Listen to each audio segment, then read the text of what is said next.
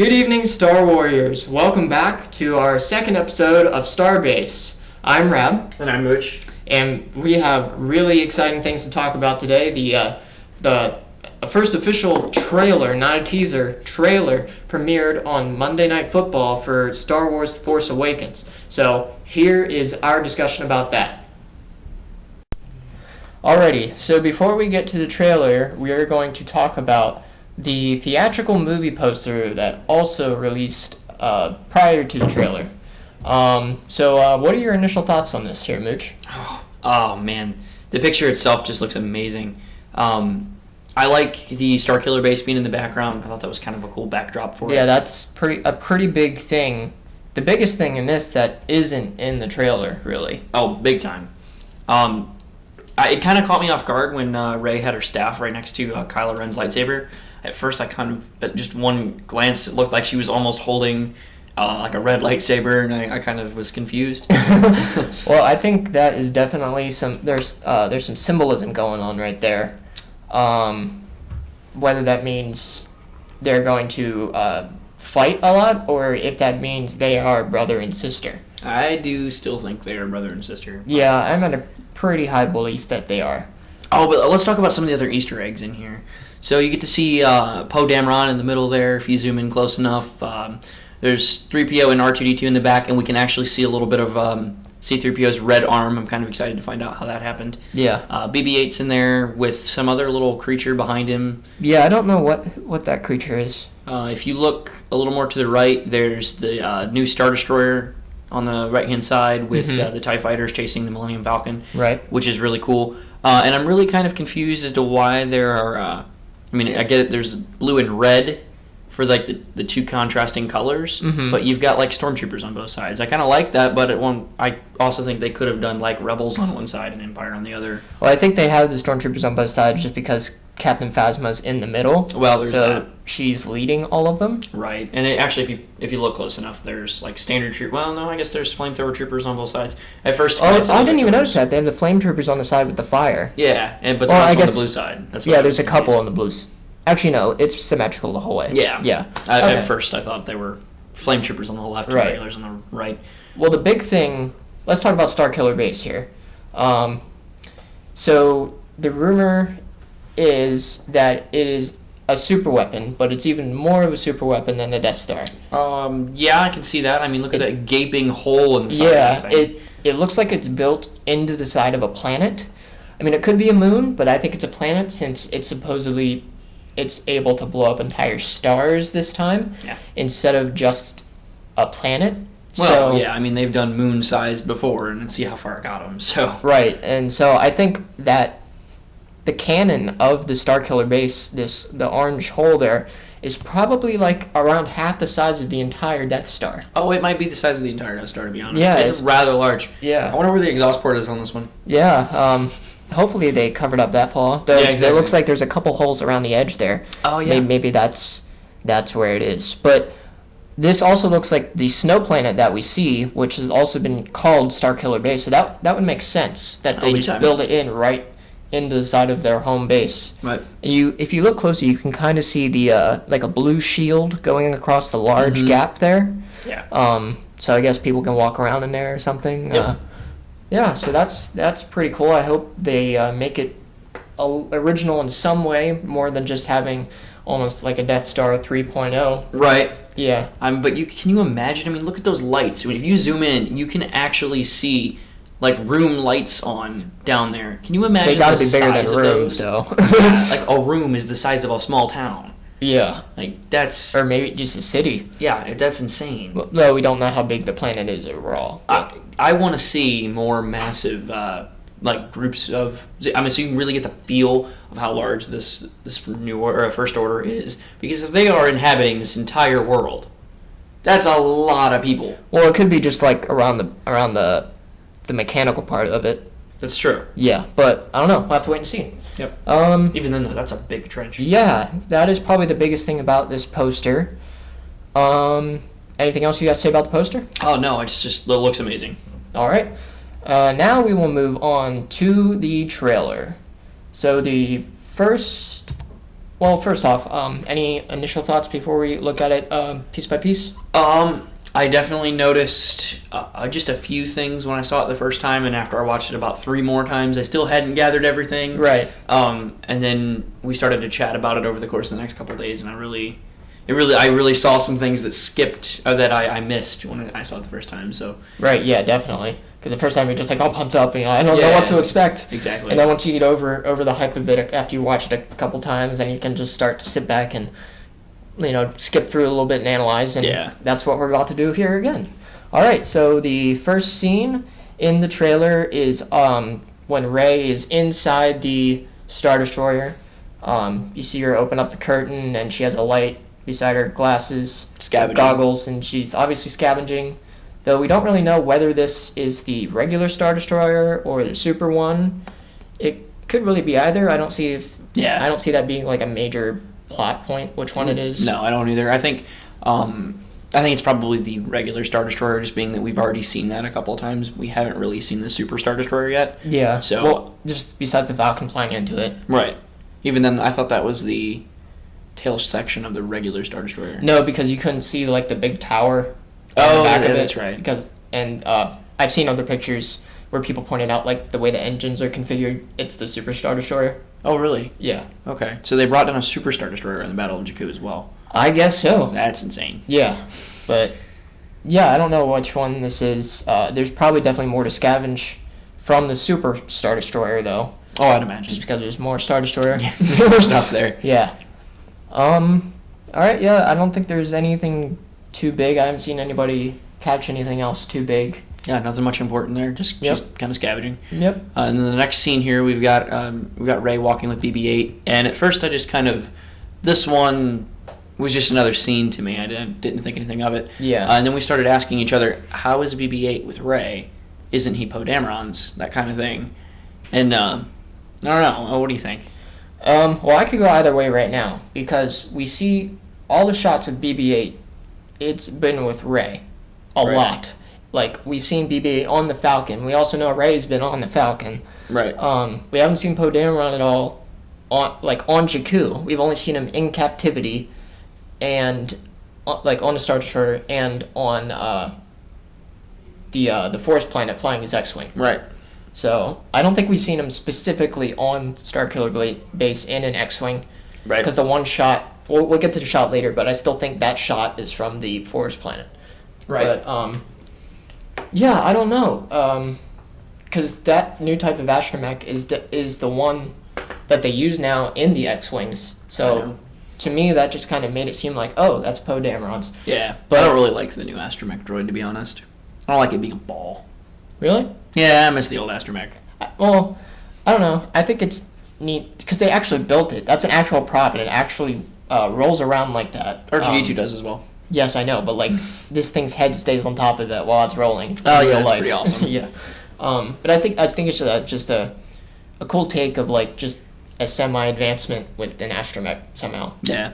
And I wonder like what are these like sections on him? Like, do you think there's like weapons and stuff in there? He probably has just as much compartments as R2-D2 does. I think those are his compartments. Yeah. It'll be interesting to see him try and open up a door because unless it comes out of his head, he'd have to like rotate himself until one of the circles is in such an orientation that he could. Oh yeah, with the arm, the little R2-D2's main arm thingy. So yeah, no, that could be a design flaw. Yep, maybe. We'll see. Yeah, and we still see Rey with the staff. So the staff is definitely significant in some way. Cough, cough. Yeah, hopefully that would be really cool. Okay, let's talk about the beginning voices here, quick. Okay. The first voice we hear is a woman's voice saying, "Who are you?" I think that I don't think it's Leia. It doesn't sound. I think it's Han's friend. Right, the Maz Kanata character. Yeah. Because it is a little bit raspier. And I think Leia knows who Rey is, so I don't think she'd be asking Rey, "Who are you?" Yeah, exactly. Whether she's the daughter of Leia or not, either way, I still think Leia knows who she is. Yeah, exactly. And then Rey responds with, "I'm no one." Right. I don't really think she thinks that she's no one. She knows that she's special in some way. Right, but she just doesn't grasp it. or does maybe, it like or she kind of affiliate strays herself with it? Right, or strays away from it. Right. I think she's straying away from it. Right. And that'll play into what I think about the dialogue at the end of it. But we'll get to that in a little bit. Okay, I don't have anything else to say about this shot. That's a pretty pointless shot, but it does kind of open up some doors. Yeah. So our next scene here, after the fade to black, is the ship taking off in the distance, and to me that looks like a Republic tri-engine. The thing we see at the beginning of episode 1. Yeah, but who knows? It's no big deal, no matter what it is. Neither of us really think it's anything important. Yeah, I don't think it's anything important. The big thing in this shot is the AT-AT foot. Right. I haven't seen anyone else notice this. I think people have been more focused on the ship, but this thing here on the right, in the foreground, is the foot of a walker, some walker. I think it's an AT-AT. Yeah, it looks a bit like the appendage on an AT-AT foot. Right. Because we have seen the AT-AT in concept art, well, like supposed concept art of that's like kind of where Rey lives, I guess, sort of. Yeah, so that's pretty much the biggest thing about this shot, and then going into the next one, where she is just kind of looking up from whatever she was doing, because I think that's the AT-AT, I don't think she's looking at the ship here, because she's in like a marketplace, sort of. Yeah. She's not at the AT-AT. Yeah, she like went into town or whatever, and just glancing at something. Right. Sitting in town. She's obviously a scavenger trying to sell something or work on something to, get rid of it, that kind of thing. She looks like she's really thinking hard about something, though. Like, oh, yeah, that's true. Like, maybe she just had a talk with someone and, like, didn't think anything of it while they were having a talk, but then, like, now she's really... Yeah. Yeah, I don't know. That's just what it looks like. Mm-hmm. Not necessarily that happened, but, yeah. She just found out she's Force sensitive. Oh. Maybe. All right. And then just the Lucasfilm logo. And then the next shot, we've seen this before from a few different angles. Mm-hmm. Just all the stormtroopers lined up at the rally on Starkiller Base, we think, because of the snow and all the white. I think this is just a beautiful shot. There's so many stormtroopers there, and you see flame troopers up there. Mm-hmm. We think that... I personally think that the camera's about to change to the view from... You mean like from the other way? Yeah. From looking back from the Korean... Yeah, it's going to look from the officer's standpoint, but I really feel like... like we're about to see who this is talking? Yeah, I think he's going to... I cannot remember his name. From Finn's standpoint. Jeez, okay. I think it's about to jump to Finn's standpoint where he's like in the back looking over all those stormtroopers. Just because we know he's a First Order stormtrooper. Maybe this is like the beginning of the scene that makes him want to leave the Empire. Maybe. Maybe they could probably fight or do something or yeah, because I feel like most of what we have seen so far is from towards the beginning of the movie. I do too. At least all the non-action scenes. Yeah. Yeah. The action scenes seem to be more mid or end. But other stuff we see here, just see two of the regular TIE fighters on the side, some turrets. They're obviously gearing up for something. Yeah. I personally think this is like the test firing of Starkiller Base, like right before it. Or like the initiation of... we're coming out of hiding. Right, or it's operational now. Right. We're about to show its full power, just like how the Death Star did with blowing up Alderaan. But this guy up here, the guy at the front of the stage speaking, supposedly, you can hear a little bit of what he says, but you can't really deduce what it is. Just sounds like echoes. Yeah, that's why I think it's gonna jump to Finn's perspective, because it's like he's like drowning out what the guy's saying. Right. That kind of thing. I think this is General Hux, just because he's wearing a hat and he's a general, so he would be speaking to all of them. Right. Some people have said it might be Snoke, but all these other officers are wearing black, and they all have hats on. And so is this guy, so I just think... And Captain Phasma's beside him. Yeah, so I'm sure it's General Hux, or if it's not General Hux, someone who's still a military officer that's higher than him. Right. Or maybe directly below him. Yeah, not quite Kylo Ren's... yeah, well, that's not Kylo Ren. Yeah. Well, no, but... or Snoke. Right. Okay, alright, moving on. We have Finn taking off his Stormtrooper helmet with the bloody hand mark on it. Mm-hmm. This looks to me like this is where he finally realize that he has to get out. Yeah, exactly. Yeah. Not much arguing to that one from me. I think that's a pretty fair estimate. You don't really see a whole lot of blood in Star Wars, though. I didn't even notice the blood hand, to be honest, until you mentioned it. I thought it was more of like a dust or yeah, it might not be blood. Or like oil or something. Yeah, but since you don't see a whole lot of blood in Star Wars, it might not be blood. Definitely looks like something, I think it probably hand. I don't see any like animals around in this at all. Yeah. That made probably just someone's hand probably just dragged across his helmet. Though it could be dirt, so this could be after we see them attacking that village. Yeah, it could be. He could be going back on the Higgins boat. Right, and somebody could be like begging him for mercy or something, and Yeah. he had to follow orders or something. But yeah, but he definitely this might be on the Higgins boat. Yeah, you can't really tell. I need to find out the real name of that thing and stop calling it the Higgins boat, but it looks like a Higgins boat. Well, yeah, the First Order Stormtrooper. Yeah, sorry everyone. But, First Order Transporter. Jeez. Yeah, the Transporter. I'm saying everything wrong. Yeah, me too.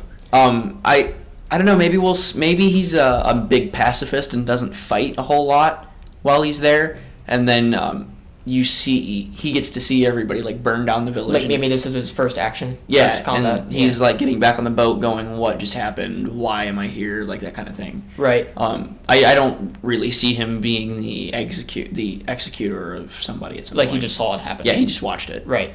Well, I didn't think about this that we just brought up now about this being the First Order Transporter.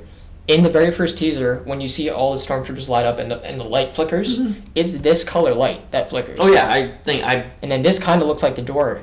Yeah, I think he's in the mid or the back. Right. I took this shot at first to be like on a big ship. I mean, the First Order Transporter is a ship, but right, but just larger. No, I actually thought it was a hallway. Yeah, that's what I thought it was too. Yeah. But okay, yeah, I think this is the transporter now. Yeah. All right. And when the voice that the thing that he says here, he says, I was born for one thing. Yeah, I was raised to do one thing. Yeah. That's what he says. Some people have tossed around that he's a clone, just because of the way you worded it. I see, and I feel that because we've not really had any Star Wars thus far blatantly admit that the Empire still used clones. Because we know that after the Clone Wars, shortly after Order 66, and after the Jedi Purge, that the Imperials actually went to a couple more templates of clones, and they were actually still producing clones going through closer to Episode 4.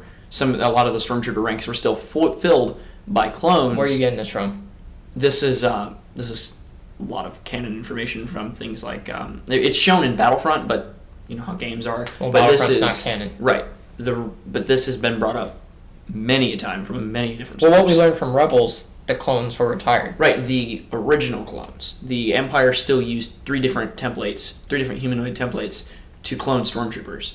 So he could be one, but at the same time, he could have been an Imperial family. He could have been like I'm thinking more that like a First Order family type thing. That's the way I'm leaning. Right. But I can definitely feel where if they get that bring idea. back the whole clone idea, then I could see that. Yeah.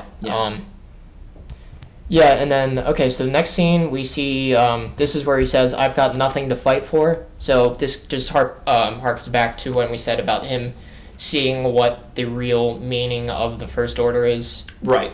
And he's realized he got to get out. So this TIE fighter that's crashing, we all assume that is Finn trying to escape. I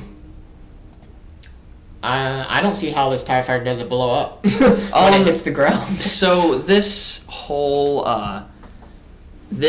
scene, I'm going to rant about this for a minute. So, first of all, the Force can only do so much.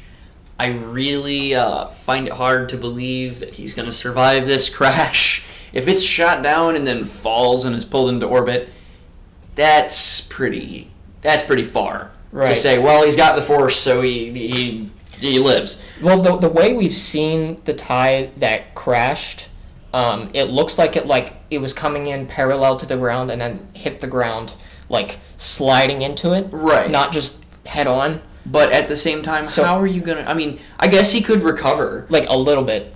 Right, but I mean, look at the way it's falling. That's pretty extraordinary. The panels are really bent up, but the engines could still work. The anti-gravity could still work. So yeah, this is definitely him crashing. Oh yeah, it wasn't like there was a space battle. Right, there was nothing going on up there. I don't presume this is just an Imperial fighter getting shot down. Right. And we see that it is the First Order. First Order, but it's the Special Forces TIE fighter because of the red streak on it. Right. And we know that has 2 pilots in it. One at least pilots it and one at least controls. There's like a tail gun on it. I know this partially because I've watched the trailer a couple times and there's some shots in there of it, but also the Lego set of the Special Forces TIE Fighter comes with 2 pilots, one facing backwards and one facing forwards. Yeah. So yeah, just another little detail about that. I don't have anything else to say about this shot. Nope. All right, move on. And then we see Finn coming up on the little village on Jakku, which is probably where he meets Rey. I agree, definitely. And that's where stormtroopers probably get involved because they go down and make sure he's probably dead. That or maybe they attacked this. Because you see the Star Destroyer in orbit, so maybe they went down looking for something else. Maybe the staff. They come down and they attack this village. He's with them, and then he goes back to the Star Destroyer. Like maybe they thought he was dead. Well, no, like he was with them as a stormtrooper. Oh, okay. And then they get back on the ship to go back to the Star Destroyer. They get there. He realizes he needs to leave. He leaves with one other person with Poe. With Poe, we who believe could have been captured. Yes. Yeah. Who maybe gets captured in the attack, maybe doesn't, whatever. And as he's leaving, he gets shot down because he just tore up an entire hangar of stormtroopers. And now he's landing. He crash lands, and he's like, "Okay, I need to get away now." Yeah. I think that's the timeline of it. Right, but this is definitely where he meets Rey. This is definitely where he meets her. Right. No question about it. But we do know that there is one point where some stormtroopers are chasing them. Right. So obviously, and the TIE fighter's chasing them too. Right. Yeah. So that's why I don't think it was flopped around. I think that's the timeline of things. I think the stormtroopers came back just to make sure. Okay. And maybe they just sent a tiny detachment for whatever reason. Either way, there's going to be a good portion in the beginning of the movie that's on Jakku. Well, yeah, going back and forth. Is the Empire, or does the First Order control Jakku? Because at the same time, it could just be security troopers who are chasing them. Maybe. Not even guys from I feel the like Jakku's not really worth much, though. Like Tatooine. No. Right. How they just let the Hutts do their thing on Tatooine. Right. Because there's nothing really besides scum and villainy. Exactly. It'll be interesting to see. Right. All right. Next, this shot. This shot has so many, well, at least one big question. We see Kylo Ren standing here on the bridge of what looks to be a Star Destroyer, and we see this really bright red streak of light. Right. Which, what do you think that is first? At first, I thought it was a sun. Like they were really low over a planet, getting ready to come over the other side, and for whatever reason, it looked red. And during one of the other takes of this video, because we've done it a couple of times now, we discussed it a little bit, and I think it's definitely a test fire of Starkiller Base. Right, me too. That just looks like a weird laser. Right, but it really could just big be, one too. Yeah, could just be the lens, just the way it looks. I'm sure it'll look different or JJ better. does like his lens flares. Right. Yeah, but it's definitely a sweet shot, whatever it is. Yeah, exactly. Very powerful, whatever that red light is. Right, exactly. And then we see Kylo Ren, his mask, and he says, well, you have something to say about his voice. Oh, boy. Kylo Ren's voice has not grown on me yet. I feel like it's too raspy, and the way that helmet looks, and the way he looks like a samurai. Well, he's a knight. He's a knight, but he looks like a samurai, and his voice is driving me nuts. I'm really upset because I was really hoping that when he did finally talk, that it was going to be just mind blown. Like he's going to sound like a straight, just an amazing Sith Lord, and he sounds like, Well, when I first heard it, I was just kind of about it, but it's grown on me a little bit. I'm not negative about it.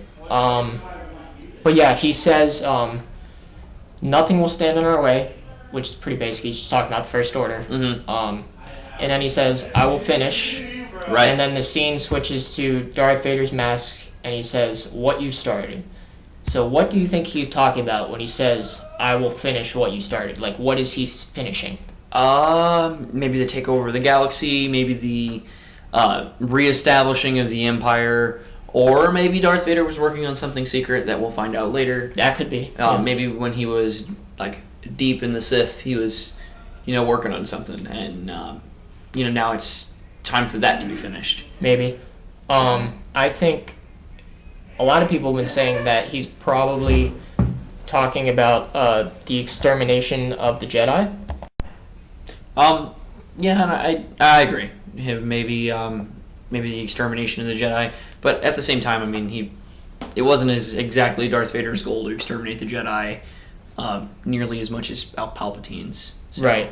I feel like there's something else. Darth Vader was kind of the instrument of that, though. Right, exactly.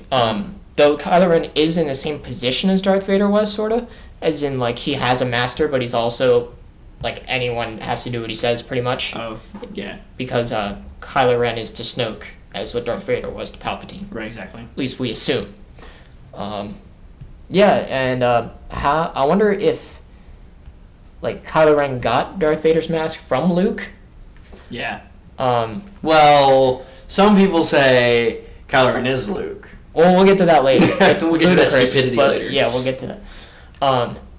Though this doesn't necessarily mean that this mask is on the ship just because it's in the same shot as him speaking, because they like to do that, trick you. Yeah.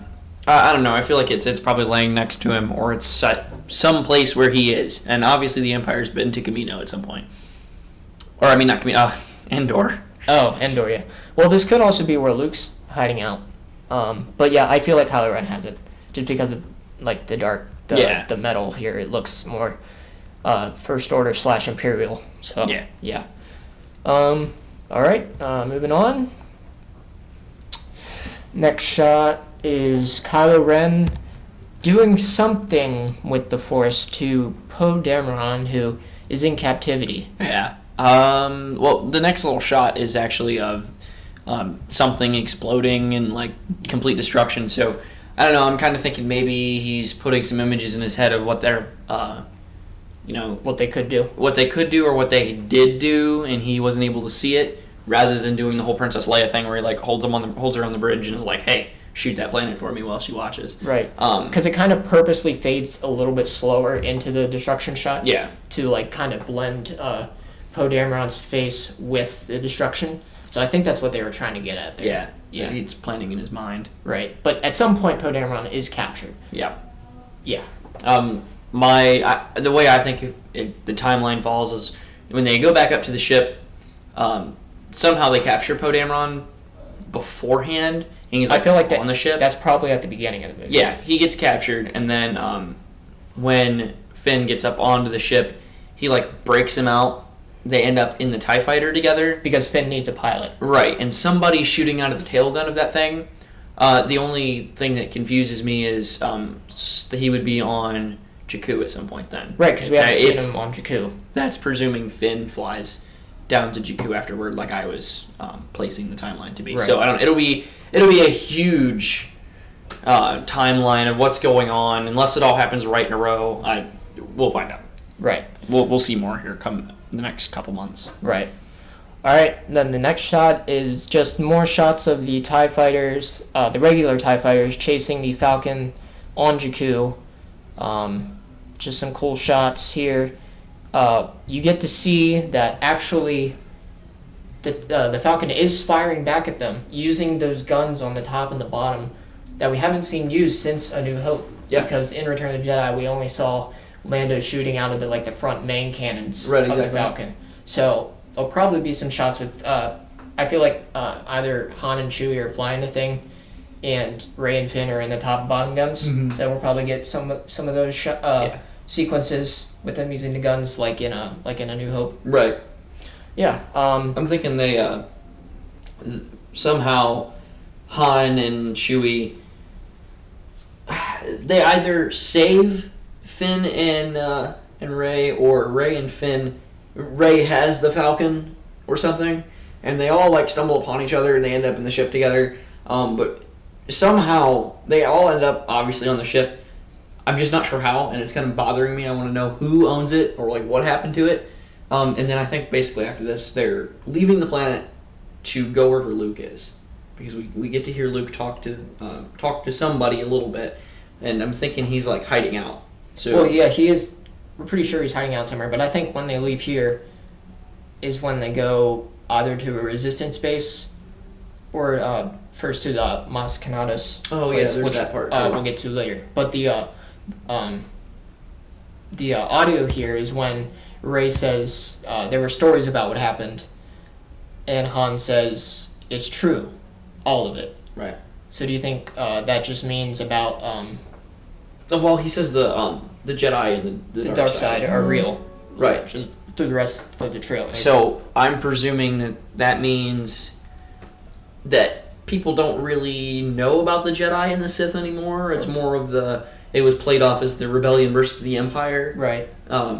And people kind of look at the Force as just dark magic kind of thing, right? Like, oh, that doesn't exist anymore or whatever. Well, it is called The Force Awakens, so it's about probably the rediscovery of the Force in general. Yeah. So I feel like the stories aren't just about like the events of the original trilogy. It's just about all the stuff that happened with the Force users. Yeah. Anything from the extermination of the Jedi to the return of the Jedi. Right, exactly. Yeah.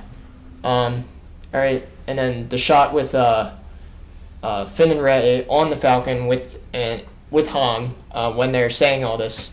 Mm-hmm. There's like this star map here, which is kind of reminiscent of the star map that Obi-Wan used in Attack of the Clones to find Kamino when he was talking to Yoda. Yep. So I think that's pretty cool. They're probably looking for somewhere to go. Yep. Obviously, they're plotting some sort of course or looking for some sort of planet. Right. Besides that, I don't think there's anything else too much to say about these shots. No. It was mostly meant to see Han and and the Falcon. Yeah, and how he says all of it. Right. Because I thought just that one line was brilliant how he said it. Yeah. All right, moving on. We get the awesome hyperspace sequence. It's familiar, but it's also pretty new and pretty polished up and amazing. Oh yeah, for the movies, it's a totally new concept. But for not totally new. We see the Falcon come out of the light speed jump. Right. But it's only for a split second. You only get to catch the end of it. But this isn't too long either. Right. But as far as the TV shows go, this is normal. Right. You see cruisers jumping through hyperspace in these whole tunnel-like things. Right. For almost 10 or 15 minutes. Occasionally. They're still in hyperspace like 15 minutes into the episode. Right. So I think it's going to be a wow moment in the movie when you see it, just because when you're in the theater, everything's like so 3D. Yeah. The sound's so 3D and everything's just wow. And it's Star Wars, so of course it's going to be wow. Especially if you see it in IMAX, it's going to be right. Oh my god, wow. Yeah. That's going to be a big scene to see. But IMAX kind of drives me nuts.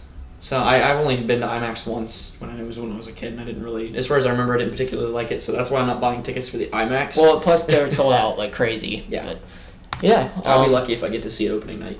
Right. Well, this is a really cool shot. Just more of a transition to when the music kicks in when it says "This Christmas," and then the next shot. Oh boy. Yeah. My favorite. The Knights. What we presume is all of, or at least some of, the Knights of Ren. But one thing I noticed is that they don't only Kylo has a lightsaber. The rest of them have different weapons. Like this guy on the right in the foreground has some sort of blaster. It looks like the guy behind him has a staff. Looks like there's maybe one other guy with a staff and some other guns. So that kind of led me to think that the Knights of Ren aren't necessarily all Force users. I mean, they could be, but they could also they have to construct their own weapon somehow. Right. And that's why Kylo's lightsaber looks more unstable. Well, it's been confirmed that he built it. Right. But that's, all Sith / Jedi / Knights or anybody that uses the lightsaber really constructs it. Right, constructs it themselves. So that's kind of a given. Right. His is just a little more unrefined because I don't think he was ever properly taught how to build a lightsaber. Right. And he probably got away from the old techniques of building it. He probably used some sort of modern... Or it was just kind of hard to scrap up...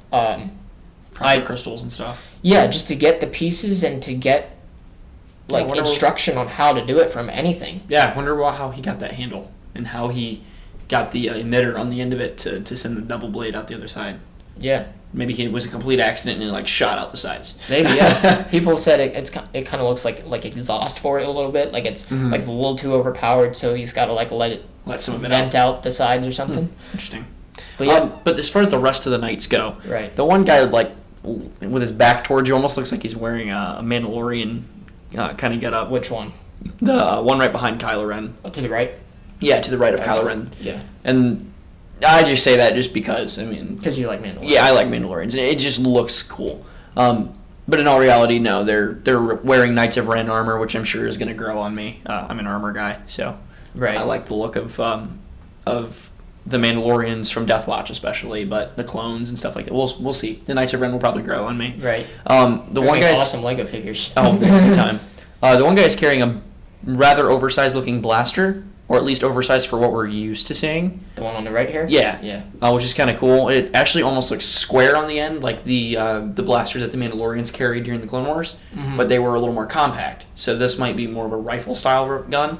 The guy to his immediate right but back in the frame from us. Oh, okay, yeah. Is carrying a what looks like a Magna Guard staff kind of thing. Yeah, we said it could be an electro staff. Yeah, that'd be a new thing to see in the movies. Maybe a more powerful one since he had to build it himself. Yeah. That's the way they work. Well, we'll find out. I hope so. I don't know if we're going to see... We'll obviously see all of them in action at some point. Right. But we also know the main one is Kylo Ren. Right. But the Ren part of his name is a title, so there's other people, like all these other Knights of Ren... Are something Ren. Yeah. But I just don't know where we're going to see all of them in action, if we see all of them in action. I don't know. I'm looking forward to it. Yeah. That's going to be one of the main parts of the story that I'm going to be waiting to see. Probably. It'll all make a lot more sense, obviously, when we're watching it, but it's fun to speculate. I think they're about to go mess somebody up. Right. Like, it's going to be Kylo Ren plus the Knights of Ren going after somebody. Whether that be they're looking for Finn, or whether that be they're going after somebody just... Maybe they're going after Luke. Or that. Right. You know, maybe that's how we meet and find Luke. Right, he just totally annihilates them. Right. Kills all the Knights of Ren except Kylo. I don't know if he'd kill him. I think he would just you would just see him turn around and do this huge force push thing and just all of them go flying, and then they all try and get up, and I don't know. I feel like he's going to use the force to take down a lot of them, then only pull out his lightsaber, to fight Kylo. Or Snoke. Oh, yeah. Yeah. Yeah, that'd be interesting. But I feel like if he fights Snoke, it won't be till episode 9.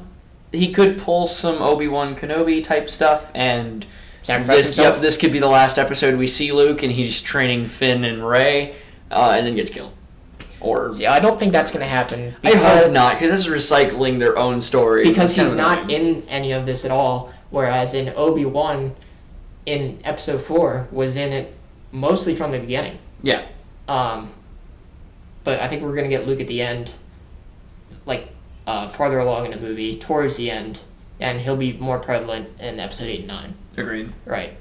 All right, well, moving on from this shot, we just have the X-Wings flying over the water. We get to see one of the X-Wings transfer from non-attack mode to lock his foils in attack positions. Right. So they're obviously about to go wreck something.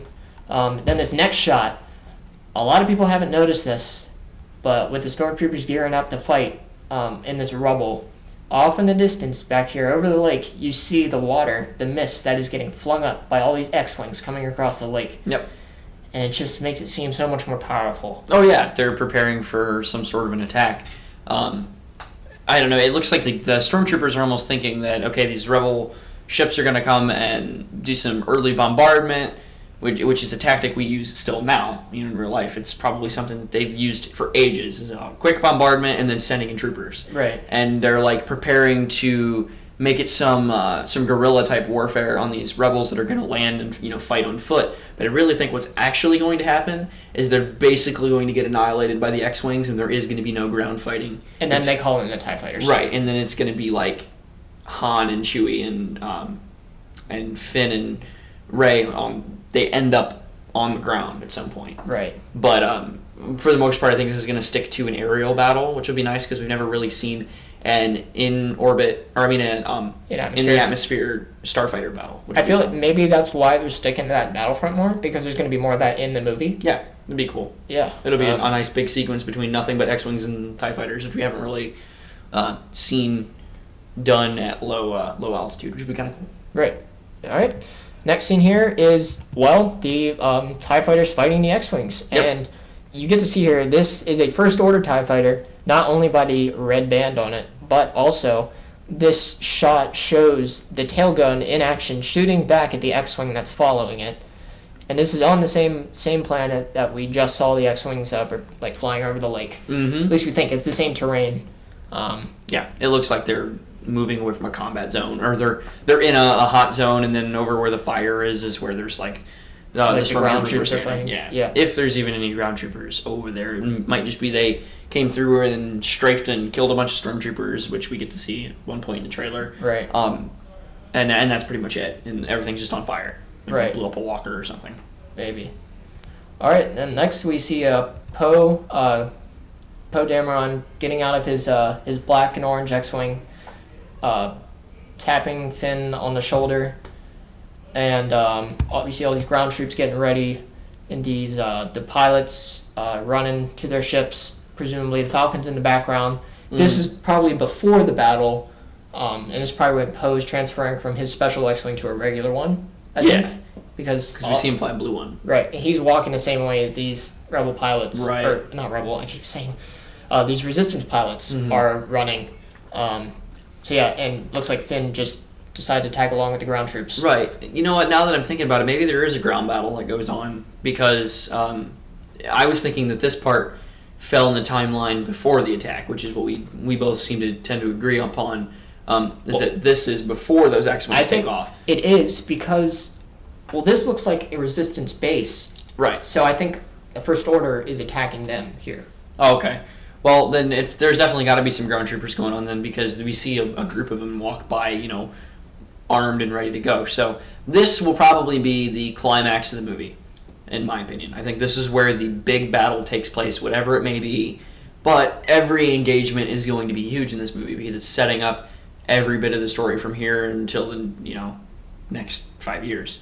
So, the next 2 movies after this, but 5 years, because there's 5-6 years, yeah. So it'll have to set up something, right? And I don't know, it'll be cool. Right. This will be the part where you really get to see the Resistance try and stand up to the First Order, and we get to kind of have a feel of who's really in control of the galaxy, et cetera, et cetera. Well, if JJ has said that the Resistance is a splinter group, which to me means that there's still a New Republic or something like it out there in the other parts of the galaxy. Right. But within the territory of the First Order, the Resistance is like it's kind of like a proxy war almost. Right. Like the New Republic isn't directly fighting the First Order, but they're funding this Resistance within the First Order. Gotcha. But it's going to be about the people within the Resistance, not. Maybe in later episodes we'll get a huge battle between the New Republic and the First Order. Yeah, that'd be cool. Maybe they come in and save them. Maybe they're running clones again. That'd be great. Yeah. Well, from what I've read in Aftermath, they don't want to do that. Yeah. They want to have a smaller military at first, but that's still like years 20 to 30 years before this. So that would change their minds when the First Order started popping up. But a lot of that would confuse the average person watching the movie. They'd be like, wait a minute, I thought the clones turned evil. So plus they want to do Disney wants to do their own thing, so I don't think there'll be much more clones. Frowny face. Right. Well, I mean they had a good run. Clone Wars is awesome, but that's getting off topic. Anyways. All right, so my favorite shot, the X-Wing just beating the crap out of this TIE fighter. And you said something about this, how you liked just the way it wasn't like blown up in one shot. Yeah, so from watching this shot, both when I was watching it when the trailer first came out and once I watched it a couple more times, it grabs my attention every time for one specific reason.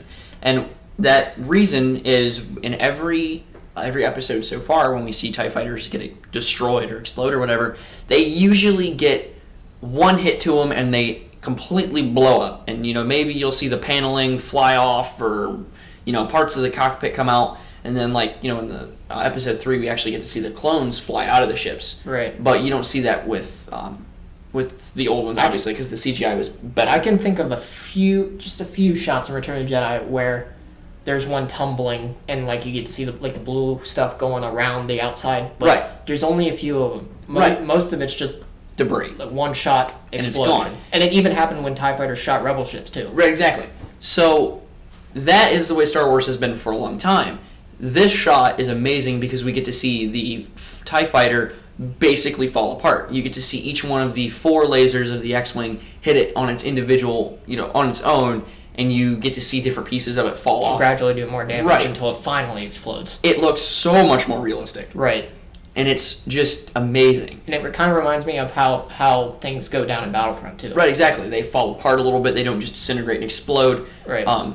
With this, it does a little bit of damage, a little bit of damage, a little bit of damage, a little bit of damage, and then it's gone. Right. Which is really cool. And this is actually one of the only times that I've noticed where you actually get to see how the X-Wing guns fired, where they were, I think it was like top left, top right. I think that's been a well-known thing now. Like in video games, it usually goes like around in a circle. But we haven't seen it in movies. Right. Or you've seen I was trying to look at that to see if it actually was doing that. I'm not sure if it's doing that configuration or not.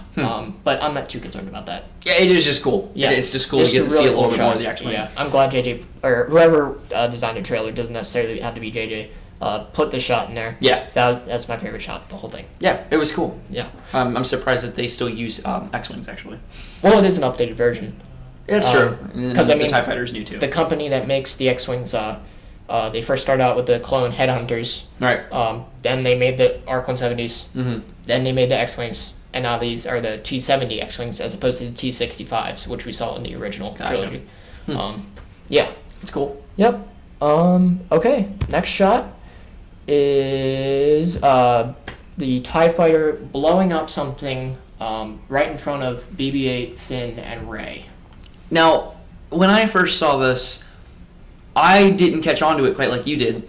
All I saw was the massive explosion, and they shot something. And I thought maybe the lasers, for whatever reason, were firing almost like the equivalent of a high explosive round or whatever, and there was just explosion in front of them to turn them back or to keep them in some sort of zone. Well, yeah, but the lasers wouldn't do that, just to, like, sand. Right. Right. That's why I was a little confused. And, you know, you see it in the, when they're making it, they, like, blow up a big barrel. Right. Of just giant explosive. I was kind of confused for a shot like that. Well, then now I'm looking at this, I can really see part of a ship, and that was what you theorized, is that they shot their escape ship. On like the middle right of the screen, you see like a chunk of whether that's an engine pod or something. Yeah, something just got blown to smithereens. Right. And yeah, there's some other debris mixed in here. Yeah. Yeah, and they just like, crap, we can't take that anymore. What are we gonna do? We gotta turn around. Finn's face is hilarious in the shot. Yeah, it's like they're both just what? Yeah, exactly. Whoa. It's like Finn just like, I didn't know TIE fighters could shoot that well. Right, exactly. They don't have stormtrooper aim. I'm so confused. Yeah. Yeah. All right.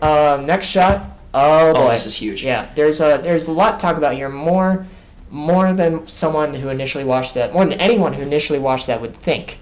Right. Well, first the robot here on the right.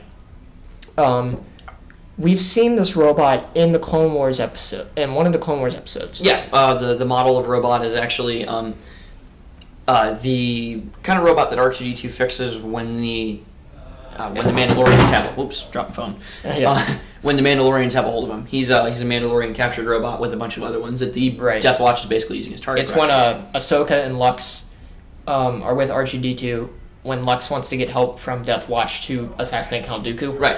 And they tell R2-D2 to fix all these robots, and this is one of them. The one that actually, like, one of them that talks to R2-D2 more than the others. So I thought that was kind of neat when I saw that. Yeah, a little bit of a shout out, but this is the shout out shot. There's even more shout outs to pretty much a lot of Star Wars in the flags that are hanging here. Yeah. When I first saw this, I didn't wrap my head around it. It was a quick shot and it's in and out, and it's basically just Han waving Finn on to, like, come on, follow me. And Rey's there too. And Rey's in front of him. It's just hard to see her. They're going to meet somebody that Han knows, which we think is Maz Kanata. Right.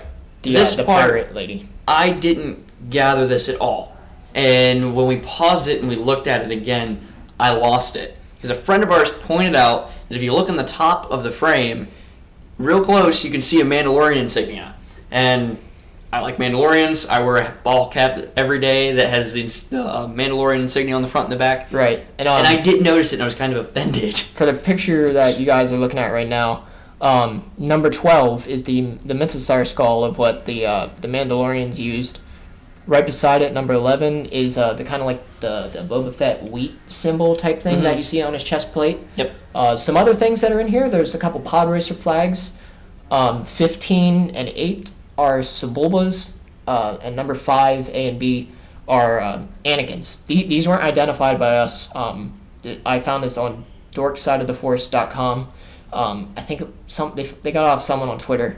I'm not sure, but these may or may not be right, but they look right to me for the most part. They look right to me as well.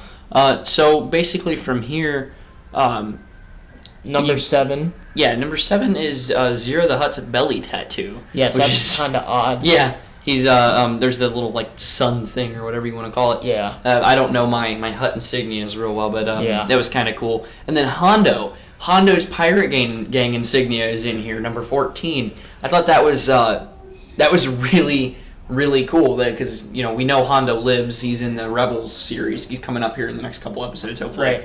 But it's cool. They're like throwing all sorts of different things in here for people who do know him and people who don't know him. So I'm kind of wondering maybe if there's other insignias in there from like non-canon things that were like the big ones that were thought to be canon and then now they're not because of the new series and stuff. Maybe as like a shout out to just like maybe hey, thanks. Yeah, there's more.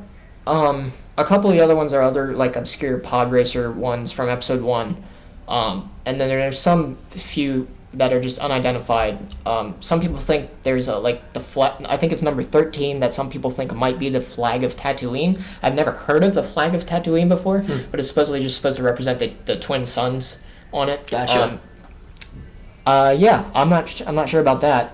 But yeah, there's a lot of neat stuff in here, and if you guys can find other stuff, go ahead, leave a comment. Tell us what it is. I'd be interested to hear or find out. I would have never grasped any of this. No, me either. Yeah. I was blown away once I started looking at them.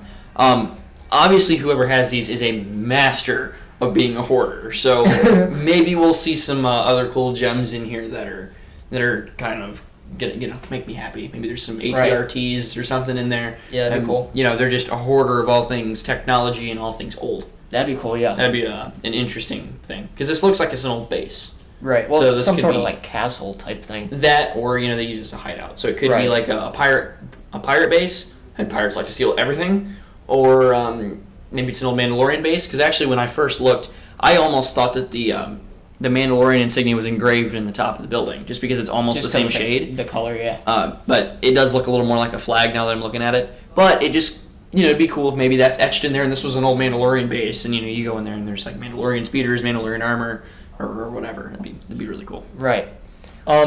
As far as some other stuff in this shot, not really much else besides we think it's where Han's taking him to meet Maz Kanata to get help for some reason. I like the way that BB-8 is looking at this thing as BB-8 rolls around it. It's kind of just like, that is a big robot. Just kind of stares at it as he goes by him, and Finn's looking at it too. But besides that, I don't think there's much else about the shot besides the flags. It goes in the trailer. It is in and out. Right. Maybe they don't want us to analyze it this much. Right. So the next shot here, we get to see who we believe to be Luke. Just because of the hand. Yeah, just because of the hand touching R2-D2. Obviously, whoever this is has R2-D2, and I would assume Luke probably took him afterward and just said, R2-D2's mine. And this is my dad's, and now he's mine. This isn't a new shot, too. We've seen this. I think it was in the first one. Might have been. No, it was in the second one. Yeah, because that's when the whole the line, Force is strong in my family. Right. The line from Return of the Jedi was. And it's really not hard to believe that that's his hand, being that how much technology would have advanced. He doesn't just have the. Well, the skin that was on it probably deteriorated. Right, away. So now it's like a full metal hand. Right. It'll be cool. Right. All right. Next shot is Kylo Ren's shuttle landing, which is I feel like at the beginning of the movie. Yeah. So I definitely think this is early on, at least at the bare minimum. Can you bring that up full size just so I can see it? Yeah.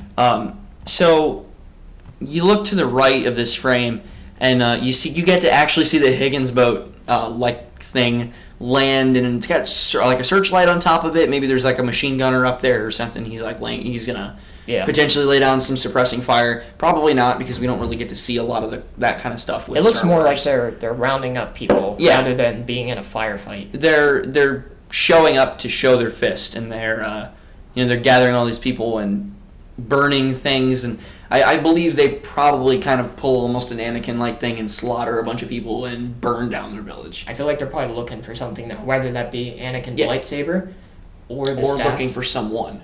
Yeah. And we actually get to see Kylo Ren like do a slash move. Maybe he's right. like killing Well, somebody. that is one of the next shots. Right. So you get Captain Phasma marching along with some cool-looking stormtroopers. We know we'll get to see a flame trooper here. That's where the flames come from. Yeah, that's where the flames come from. But we've seen it in one of the behind-the-scenes things. Some behind-the-scenes footage. Guy had an actual flamethrower and is in a full flame trooper uniform and just lays flame out. I think I kind of remember that. Yeah. Plus, it's been in some of the action figures. Yeah, I think spits it a little bit. I think yeah. Yeah, it was definitely. It's a cool shot. I'm really looking forward to seeing this in the movie. This is going to be a nice action scene of getting to see the First Order do some stuff. Right. So what's next on here? We've got this is the execution scene. Is right. What I believe it is. This is where Kylo Ren is making some sort of slash move at somebody. Right. So maybe that's who they were looking for when they attacked this village, and he's okay. You're mine now, and he just decides to kill him. I feel like somebody's like not giving him information. Yeah. So he just decides to kill him. This is probably, I think, where Finn realizes that he needs to get out. Or just all of this scene, yeah, definitely. That's what I agree on that. I definitely think that's where it falls in the timeline. Because this is still in the village, because you see the fire in the background. Right. The next immediate scene, if you don't pause it, like as it's getting to the scene, you'll miss kind of a lot. We think. So we think this is Chewie laying in the foreground. Right. Because you kind of can see at least wounded. You can see fur over here on the right. A little bit below that, you can kind of see that thing that he always has around his shoulder. Mm-hmm. Yeah, the compartment case. It's got like strap thing. Yeah. His equivalent of a Molly vest. Right, and Rey looks pretty distressed. She's crying. Yeah. So I think if Chewie dies, it'll be at the end of the towards the end of the movie, and then this definitely feels like this would be the end of the movie, because if he were to get killed at the beginning, I don't think that she would have this reaction. She almost looks like she's about to lose it. Like she's about to bawl her eyes out if she hasn't already cried, which obviously she's cried, but she could be getting to the point where she's about to like completely just melt down. And I don't know if you would do that with somebody you just met. You might, maybe there's some things. Or maybe she knows him from before. Right. Or maybe they just bond a little bit, quick at the beginning. Mm-hmm. But I really feel like being fully distraught at the death of somebody or the wounding of somebody would have to be after you've been around them for a while, mm-hmm. and that would be like towards the end of the movie. So in the end, I don't think Chewie dies. Well, this is done. You get to see him with the armband. Right. Well, that's in one of the next shots here. So yeah, he's wounded of some sort, but it's still right. All right. And next is when we it's right after that. Right. Yeah. This is where we see Chewie with his arm bandaged up. I'd say that's probably from a blaster shot. Yeah. If it's from a weapon. Because if a lightsaber stabbed through there, his arm would be gone. Yeah, exactly. He was shot at some point. Unless it was really precise and just went through instead of slicing up and down. Right. But I think it's from a blaster shot, probably. Finn, Chewie, and Han all here, they all look like they're seeing something happen that's just wow. And they're putting their hands down so they feel like they don't have to have them up anymore. I feel like this is where they see the X-Wings coming in over the water. That could be. Because they feel like they're not going to get rescued. Then they see the X-Wings coming in and all the stormtroopers turn around. Right. Because you see the rubble in the background too. So that's it's the same setting. Mm. You see it? No, I've actually never noticed that. Yeah, there's like some rubble up here and there's fire in there. the rubble. I thought you said the rubble. Oh, no, rubble. Okay. Yeah. So I think that's what's happening here. Anything else you got to say about this shot? Nope. All right. Moving on, we see BB-8 in the back of a X-Wing looking to its right, seeing a swarm of TIE fighters coming in. If you notice on the ground there, it looks like a trench of some sort, like an access trench or whatever. Right. I definitely don't think it's big enough to be the Starkiller trench. It's not the main trench. Yeah, it's one of those access trenches. or that's a giant door opening. Or, I never noticed that. Maybe. Look at the front. Is there steam coming off of it? That's not the wing of the X-wing right here. That might. Let me go back. Sorry. Yeah, you see. So there was another part of the trench in the next shot, but that looks almost like a giant door. It does, but not down at the end down there. So maybe this is a hangar bay area, and that's where all these TIE fighters are. Yeah, maybe. And it opens up. That would be a sick shot. That's a good idea, actually. All the TIE fighters just flew out of this, kind of like the same way the doors open on the Venator. Yeah. Yeah. It's like a. Yeah. Yeah. That's. I didn't even notice that. Yeah. Yeah. Good. Good theory. Yeah. Good theory. BB-8's looking like, oh crap, what are we gonna do? Well, and that would be the only explanation for it. These X-wings look like they're pretty well preoccupied. Yeah, because so unless she's making a banking turn, right? Those TIE. The TIE fighters are here, and BB-8's kind of calling them out. Right. So. Next shot is Poe Dameron. We've seen this shot before. It was in the very first teaser. But this isn't on Starkiller Base, I think, because it was in the first teaser when we saw the X-Wings originally flying over the lake. Over the lake. And when you look at it in the first teaser and in this shot, you see like the mist flying up over the engines on the left and right. Yeah, this is over the lake. Right. It just looks cool with this next sequence. Yeah. Which is all the X-Wings. I'm surprised nothing blows up. Oh, big time! Just the full group of TIE fighters fighting the group of X-wings, and nobody gets shot. So obviously everybody has stormtrooper aim at this point, and no one's getting hit. Right. This is kind of. Or they're all just really good pilots. Or that. This will be a really amazing sequence. I feel like you're gonna have at least once or twice where something explodes right in your face. Right. As like another aircraft is flying through it. Do you feel like the trench is wider there or no? Big time. That trench looks to be a lot larger than the other one, unless it was just clever camera angle. Because you also see these lines running across from left to right that are parallel to each other. I feel like this whole planet has been mechanized to open and close at certain times. Maybe. Or like when they need it to, and it's almost like an access way. They just it's open during the day or at certain times when they're trying to move stuff through, and then it closes up to protect from the bitter cold, and just so that you can't tell that the Empire's there. Or the First Order, excuse me. Right. I feel like we're going to keep saying the Empire instead of the First Order a lot of the time. It's going to be rough. I'm still calling the Resistance the Rebels, which I guess they still kind of are. Yeah. It's going to take a while. Right. All right, so that's a pretty cool shot. Oh, just the full-on action sequence is amazing. This next one is where all the stormtroopers are running out, and I feel like this is the scene when this is right after from the first teaser where all the stormtroopers are standing in what we now think is the Higgins boat kind of thing. This is where Finn is running out with the stormtroopers. Yeah. I can't really tell what planet this. Well, it does look brown kind of on the ground. Yeah, it looks like they're getting. This is the same sequence as they're attacking that village. And you do see there was one blue laser shot that came in and hit the side of the door right there. Mm-hmm. So they're firing back. So somebody's firing back, yeah. So there is a little bit of a firefight. I've actually never even seen. I didn't notice that. Yeah, there's one blue flash, and the screenshot I got of it has it in it. Really? Yeah, I'll show you later. Okay. Yeah, that's pretty much it for that. Moves on to Rey firing a gun, looking pretty mean. Yeah. I feel like this is the first sequence we get to see of her doing anything. Like as far as action goes, she rubs me as the character that probably doesn't fight or doesn't want to fight. Yeah. And she looks like she's overcoming that and like fear and anger and hatred, and she's like finally starting to fight back a little bit. I wonder who she's shooting at though. Because she's using the gun, and she's not using the staff unless she doesn't have the staff anymore. And maybe unless she never was taught how to fight with the staff. So, I think she probably knows how to do it because she keeps it with her all the time. She carries that thing like it's her child. So right. I'm not sure. She's probably just shooting at a stormtrooper. Not sure though. Maybe she's target practicing and she's just getting pissed. Yeah, maybe. Not sure. All right, next one. See the X-wing just totally annihilate this stormtrooper. Oh, that was amazing. That shot, when I saw it the first time, a huge grin went across my face.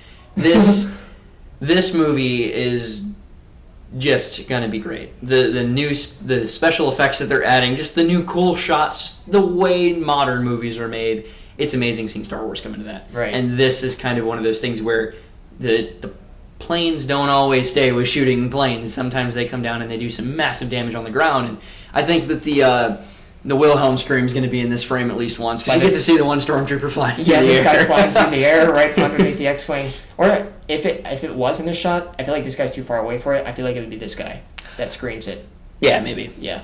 It'll be cool. There's Right. a couple different spots where we're wondering if the Wilhelm scream's going to be there or not. Yeah, I'm sure it'll be in there at least once. Yep. At least once. And when everybody hears it, they're just going to be like, there it is. All So- right, next shot, Kylo Ren, just, we've seen this before, doing something at the camera, saying hello, waving hello. I think he might be force choking somebody. Yeah, or pulling something to him. Or Yep. Yeah. Or force pushing someone. He's doing something to someone or With something. the Force. Obviously. Something, With the Force. right. We're going to leave it at that. Right. Very vague. It's the same burning village that we've seen. Mhm. Maybe they got what they came for? Maybe. Because the stormtroopers aren't looking the way he's turning. Mm-hmm. This shot might not even be in the movie. It could just be for a dramatic effect in the trailer. This is true. Yeah. I haven't seen many of those, but that's always possible. Yeah. All right. So the next shot, being that one's really quick, you've got the Millennium Falcon doing the amazing, just flying through this. Flying through this flame looks amazing if you pause it. Yeah. You just the TIE fighter's engulfed in the flame, and the Falcon's bursting out on the other side, and just kind of reminiscent when Lando comes out of the Death Star. Yeah. The second Death Star. Yeah, just the way it like forms to the back of the Falcon. It's just cool. Right. No, nothing big here. Do you remember from the this, I believe it was the second teaser? Yeah, it was the second one where you see the Falcon go into the engine of the Star Destroyer, and that TIE fighter shoots that one bar cross beam. I feel like that might be him flying through that explosion. Oh, I think so. Could be, or just something along that. It's obviously TIE fighter chase on Jakku. Yep, nothing else for this.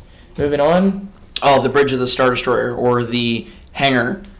Right. Which one? I think it's the hangar because if you look off to the left, you can kind of see TIE fight like the panels of the TIE fighters there. It looks like the same shape, same color, same pattern on it. Yeah. I feel like this is, again, in the second teaser when we saw that TIE fighter shooting inside the hangar.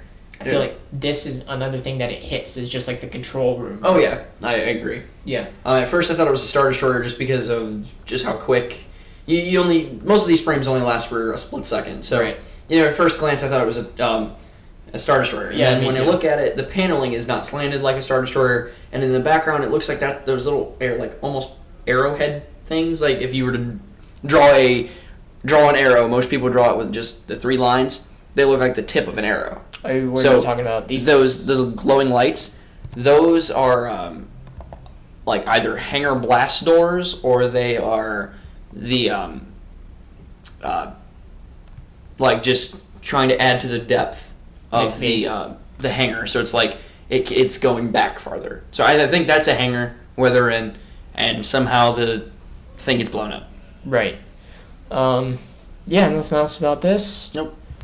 Moving on, We get Leia and Han there for a split second. Right, it was just kind of nice to see them interact. Once again, this is the only shot really where we see Leia's face in any of the trailers. Yeah. Some people don't think they're together, and this is just like maybe after this Chewie dies, she gives him a hug. Ooh, that'd be a plot twist. Right.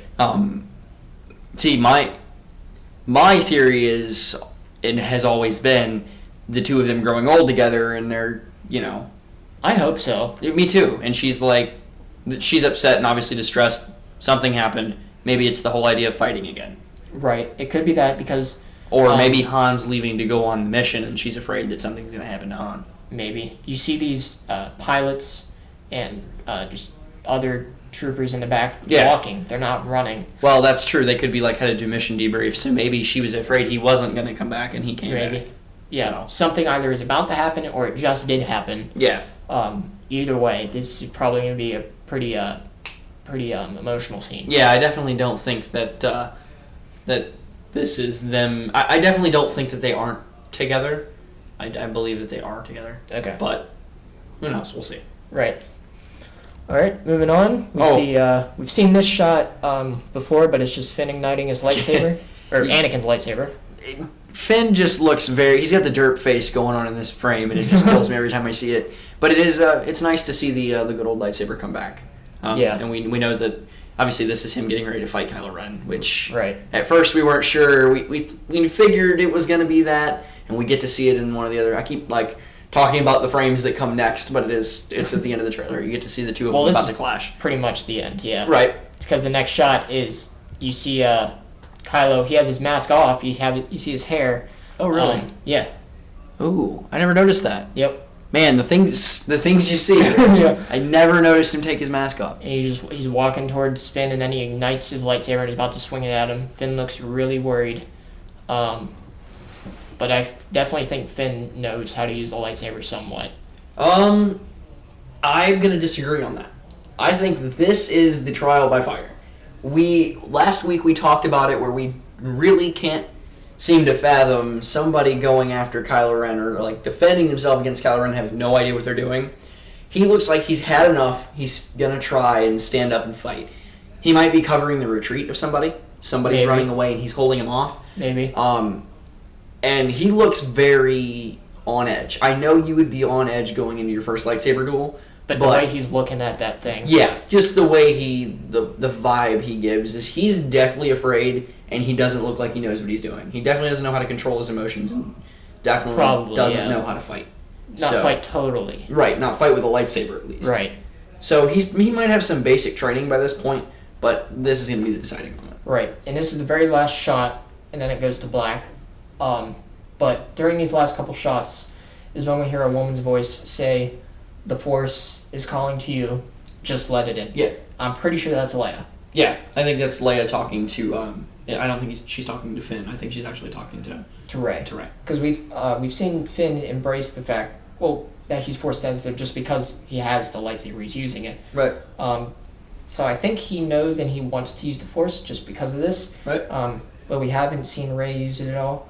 And or maybe she like we said before about she doesn't want anything to do with it. Well, there's that. Sorry, I yawned. That's all right.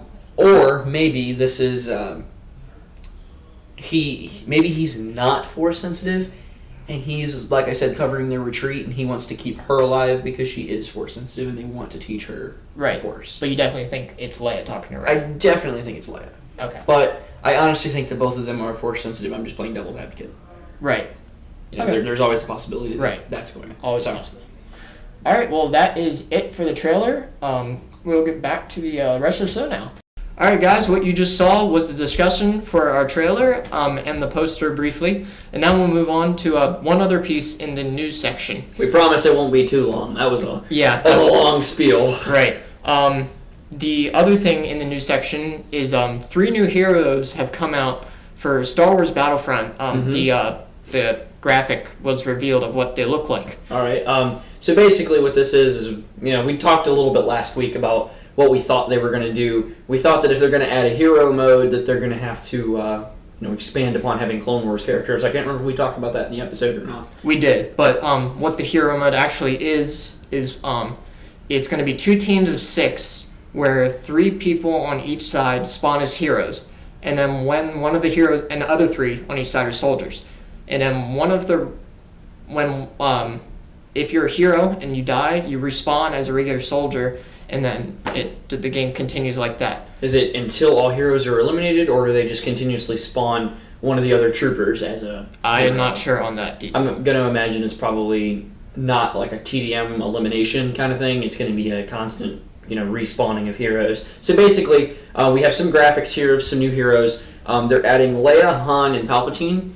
So we have, that would make total right now, we've got Luke Skywalker, Han, and Leia for the good guys, I guess you could put it, the rebels. You've got Darth Vader and the Emperor and Boba Fett for the Empire. Right. So it's kind of a little uneven. I'm not sure how they're going to match that, being that Leia and Han are using blasters. You only have Luke with a lightsaber. Well, in the game, you can kill them with a blaster. That's true, but it's one of those things where it's not really fair, being that Palpatine's got lightning and force choke, and Darth Vader's going to have saber throw and force choke. Plus, they're both carrying lightsabers. Whereas Han and Leia are, in the Battlefront 2 game, they were really not amazing. Well, I'm sure their blasters are going to be like, they'll do more damage. Yeah. Plus, I think they'll have like extra Weaponry. Like, I think I saw that Leia has like an extra long personal shield or something like that. Someone does. Interesting. Yeah. Yeah, I didn't really like playing as Han too much on Battlefront 2 because he only had the triple shot blaster. I mean, yeah, one headshot with the whole thing would kill somebody, but it's kind of it's a pain trying to kill somebody with a body shot. So it'll be interesting to see how they balance it. But that was the Battlefront news this week. Well, what do you think about the way they look? Oh, I could not be more happy with the way they look. I think Palpatine looks great. Palpatine is by far the closest, I think. But you really don't see a lot of his ugly face during the original trilogy. So, but that's accurate as the way he looks. Han, his facial structure looks a little messed up, and Leia's face looks a little messed up. But that could be bad rendering. They could not be fully done yet. I think for the most part, they look good. I think Leia looks a little bit better than Han, just in the face aspect. See, I'm reversed. I think Han looks better. But they all look good. Yeah, they look good. It'll be good. Yeah.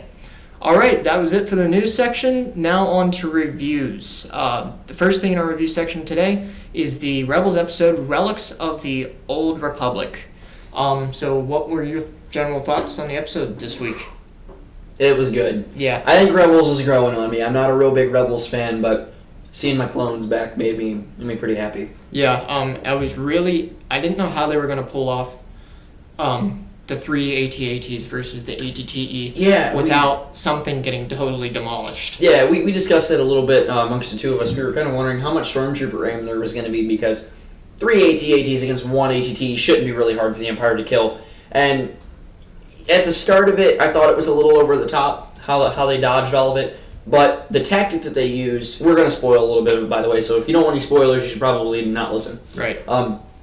But part of it was they drive into the sandstorm, and the sandstorm more or less jams the signal to the Empire, so the Empire doesn't know where they're at. The opening barrage, the AT-ATs miss every shot, barely, but it was really close. And then they get into the sandstorm, and it was pretty hilarious the way they end up defeating all 3 of these AT-ATs. But it wasn't so over the top that I couldn't believe it. Right, because the AT-ATs did get shots on the AT-TE, and it looked like it was taking them down a lot. It did massive damage. Yeah. So we were both kind of pleasantly surprised. We actually got to watch this episode together this week, and we were both pleasantly surprised when we saw how much damage it was actually taking and how over the top it really wasn't. Because we were both a little confused as to how 3 AT-ATs were going to kill 1 AT-TE, but it turned out well. Yeah. And then at the end of the episode, they just decided to that they were going to leave and come back, and then they ended up coming back and getting the clones anyway. And, now they're leaving with them. So the AT-ATs in this episode, they aren't the same one, like the same kind as the ones we see in Empire.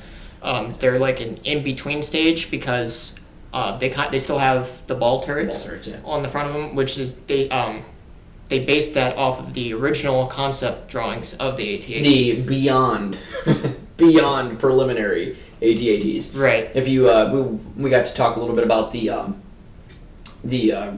Rebels Recon episode from this week, and they mentioned that, and they actually showed some of the drawings, and they were really atrocious. The original AT-AT drawings were absolutely terrible.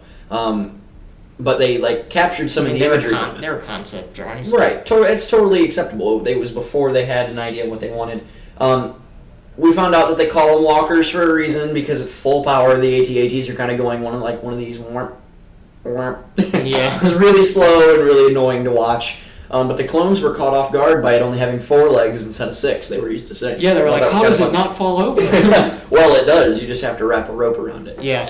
Didn't you like the shots that Rex took of the stormtroopers? Oh man, that was great. I was not expecting, when I saw that in the original, the original trailer for the series, I wasn't expecting Rex to be saying that to an Imperial officer. Yeah. It's like, I hope you brought a better class of soldier than those stormtroopers, and basically hung up on the guy. Yeah, he was like, and then Callus was like, I have a lot of them. And Rex said, you're going to need all of them.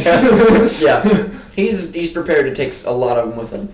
But during the fight, they all thought they were going to die. Oh, yeah. Because they were, like, the part where the AT-TE was up on the legs of the AT-AT, and Rex was just, like, standing there waiting for it. But that's when our heroes show up and save the day. It was great, and then the other AT-AT they ended up using against it, and like shooting and putting holes in it. It was really cool. You got to see some damage done. Yeah. It was done really well. I'm going to give it to him on this one. This episode, I would give a 10 out of 10. Right. Last week, I would give an 8, 7. Well, last week was the opener. I would give it a 9 out of 10. Okay. So thus far, they're doing really well. What would you rate the last 2 episodes on? Maybe we should do that. Yeah, we could start that. I'll give this one, for a Rebels episode, I'll give it 9 to a 10 out of 10. Last one, 7 or 8. So yeah, they're pretty good. That's better surprising. than the first season. Right. So far. Well, for me, that's surprising. You were a little more on board with Rebels than I was, and I'm giving them a high markings on these first 2. Well, I mean, 10 out of 10's got to be a rarity. So, but you know it when you see it. Yeah. I also really liked how the reunion went between Ahsoka and Rex. Oh yeah, you could feel the chemistry between them. Yeah, because at first they were like just being all formal, and then Ahsoka gave up and just gave him a big hug, and they haven't seen each other in a while. They played it off well. Yeah, they were almost afraid that the other one was dead. Yeah. You could feel that. Yeah. Because, I mean, I think in the bottom of her heart she knew Rex was going to be a good soldier, but he wasn't going to be blindly following. He could, but he couldn't. A good soldier would follow, but one with a heart like Rex wouldn't. Right. So she was probably worried, and she wasn't sure which way he went, but she was probably leaning more towards he probably did something to run away or whatever, and was afraid he died. And then Rex, for logical reasons, would be afraid Ahsoka was killed because she was a Jedi. Right. Or a known Jedi. Not right. part of the Order anymore, but still a Jedi. Still hunted down. Right. Right. So it was good, and it's nice to see them back together. I'm excited to see what comes this week. We know that there's some Inquisitors coming this week. Right. Next 2 Inquisitors. Yep. So we'll finally get to find out a little bit about these mysterious Inquisitors we haven't learned anything about. Right. All right. That's it for the Rebels episode. Next up on reviews is the last issue of the Shattered Empire comic. As we said in the last episode, it has Poe Dameron's parents in it, and this one actually had Luke in it.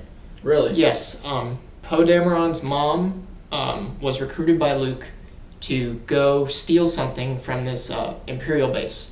And if you want to read it, just skip ahead, as usual. But what if they ended up stealing that Luke wanted to get back from the Empire that apparently Palpatine kept at some base was these 2 trees that were growing in like the center of the Jedi Temple on Coruscant. Mm-hmm. And they look like there was like a halo around them. Mm-hmm. There's something special about them. But he took one and he gave the other one to Poe Dameron's mom that you see. This was the final issue, so it's kind of like you see his parents go off and they have like a house and have a happy life until episode 7. But but you just see, since there were 2 of them, Luke took one and the other one they planted outside their house. So cool. It was a cool ending. I expected someone to die, but no one did besides the regular stormtroopers. And so cool. I thought it was a little shorter than the other ones. Really? I didn't look at the page number though, so it might not be. It just felt like. No, I'll have to read this one because I haven't gotten a chance to read it yet. But overall, what would you rate it? And is it worth the reading? series and overall? Yeah, it's one of my favorite series out of all of them so far. Especially since it's after Return of the Jedi, I give it a 9. 9? 9 out of 10. All right. Yeah, I'm gonna have to read it. Anything like super special we might want to know about it that like is kind of key for us to if we're into understanding everything from the beginning to the end. Not entirely. No, it picks up the first issue begins in the middle of the Battle of Endor. Okay. Yeah. Is there anything huge in there that's like potential for the next movie? I mean, all the stuff, especially the last one with the Force-ish plant trees, I think that'll have something to do, at least in a little bit of the backstory that was the setup of Episode 7, at least with Luke's story. All the other stuff, I think it's more just showing the state of the galaxy afterwards, Cool. and showing that why Poe is such like a dedicated Resistance pilot, because his dad was a Pathfinder and his mom was a pilot. Yeah. Interesting. That's pretty awesome. Aftermath was one of the ones I was looking forward to because I wanted to see a little bit of the setup of How do we go from the Empire to the First Order? Right. I'm still making my way through that right now. Unfortunately, I didn't finish Aftermath for this week, but I think it's kind of a good thing since we had so much to talk about with the trailer. Yeah. We spent over an hour just on that. So, yeah, hopefully I'll have Aftermath for next week. But, yeah, I'm probably not going to promise. And that's it for reviews for this week. Right. And now we get to the theories and speculation section, the last part of the show. Thank you for sticking around this long. If you're still here. Yeah. One rumor / theory that we both think is incredibly stupid that has been flying around on the internet is that maybe Kylo Ren is actually Luke. I couldn't even believe it when you told me this a couple hours ago. Yeah. What? Because like we see him with his mask off and he's played by Adam Driver. He's not Luke. Yeah. Just if you believe this theory, you need to double check yourself. But if we're wrong, then we'll stop YouTubing. Okay? Yeah, that's the deal. Exactly, that's the deal. We'll make a goodbye video saying we were wrong, and that's it. We'll be done. I'm done. Goodbye. Right. Walks out the door. So anything else you got to say about the dumb theory? It hurts me. Yeah. It must hurt to be that stupid. Unless they just don't know that like pictures exist of him with his mask off. Oh well, that could be. And there's also leaked pictures of Luke in his regular like Jedi robes. Oh. So not the black hoodie that he's with next to R2-D2. Right. Who we If present that's as him. Luke. Yeah. Right. Yeah, I don't know. I'm really wondering what the state of the Jedi Order is anyway. Right. So, seeing Luke as being Kylo Ren would make no sense. Yeah, that would because just there's be... got to be some sort of Jedi Order. I just don't see the story going on without a Jedi Order. I don't think there'll be a Jedi Order right away. Or at least a Jedi something. Right. Something or other. I don't know. It hurts me that's a painful. I can pretty much guarantee that's not the painful case. theory. 99.9 to like 10 nines, maybe 39%. That's not true. Yeah, there's a sliver of hope, but if that's the case, I'm gonna stop watching Star Wars. Yeah, I wouldn't call it hope though. Yeah. All right, well that's pretty much it. Leave your comments down. We can talk about it next week. If you have any questions or theories, we'll talk about it. And also, if you have any suggestions for our tiny show, go ahead and leave them down there as well. It was nice. We got a handful of views on our last video, so we're already showing up in searches. So the more videos and more views we get, the more we can do. So we appreciate it. Yep. I don't know. We're starting small, but we'll see how we can go. Yep. Thanks for watching. May the Force be with you. Bye.